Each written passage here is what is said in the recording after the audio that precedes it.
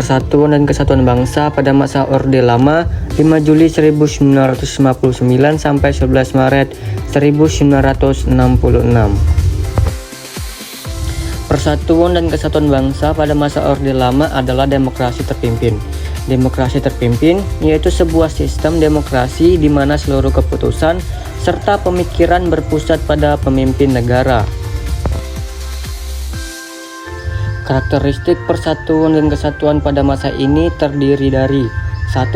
Konstitusi Undang-Undang Dasar 1945, Dekret 5 Juli 1959.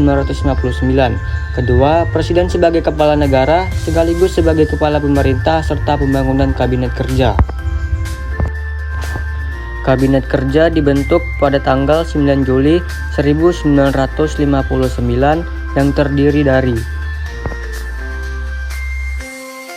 1. Kabinet inti yang terdiri atas seorang Perdana Menteri yang dijabat oleh Presiden dan 10 orang menteri. Kedua, Menteri-menteri ex officio, yaitu pejabat-pejabat yang karena jabatannya diangkat sebagai menteri. Pejabat-pejabat tersebut adalah Kepala Staf, Angkatan Darat, Laut, Udara, Kepolisian, Negara, Jaksa Agung, Ketua Perancang Nasional, dan Wakil Ketua Dewan Pertimbangan Agung.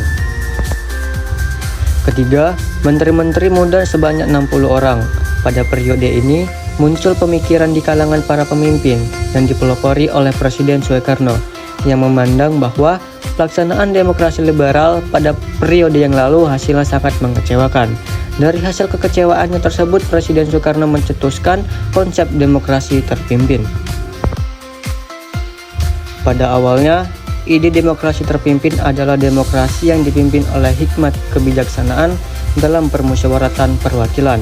Namun, lama-kelamaan digeser menjadi yang dipimpin presiden atau pemimpin besar revolusi.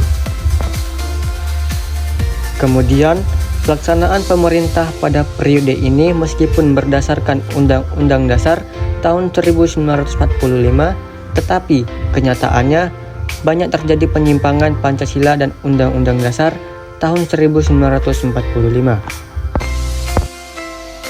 Berikut ini beberapa penyimpangan selama pelaksanaan demokrasi terpimpin. Yang pertama, membubarkan DPR hasil pemilu dan menggantikannya dengan membentuk DPR gotong royong atau DPR GR yang anggotanya diangkat dan diberhentikan oleh presiden. Yang kedua, membentuk MPR sementara yang anggotanya akan diangkat dan diberhentikan oleh presiden. Yang ketiga, penetapan Insinyur Soekarno menjadi presiden seumur hidup oleh MPRS. Yang keempat, membentuk Front Nasional melalui pendapatan Presiden nomor 13 tahun 1959 yang anggotanya berasal dari berbagai organisasi sosial politik yang di Indonesia. Dan yang kelima, terjadinya pemerasan dalam penghayatan Pancasila yang berkedudukan sebagai dasar negara dan pandangan hidup bangsa diperas menjadi 3 unsur yang disebut Trisila. Kemudian Trisila diperas lagi menjadi 1 unsur yang disebut Ekasila. Ekasila inilah yang dimaksud dengan Nasakom atau nasionalis, agama, dan komunisme. Nah, gagasan Nasakom inilah yang memberi peluang bangkitnya Partai Komunis Indonesia atau PKI. Hal tersebut dimasukkan ke dalam UU RI nomor 18 tahun 1965 tentang pemerintah daerah. Jadi, bila di suatu daerah hanya ada seorang tokoh PKI, ia harus diikutsertakan sebagai pimpinan DPRD.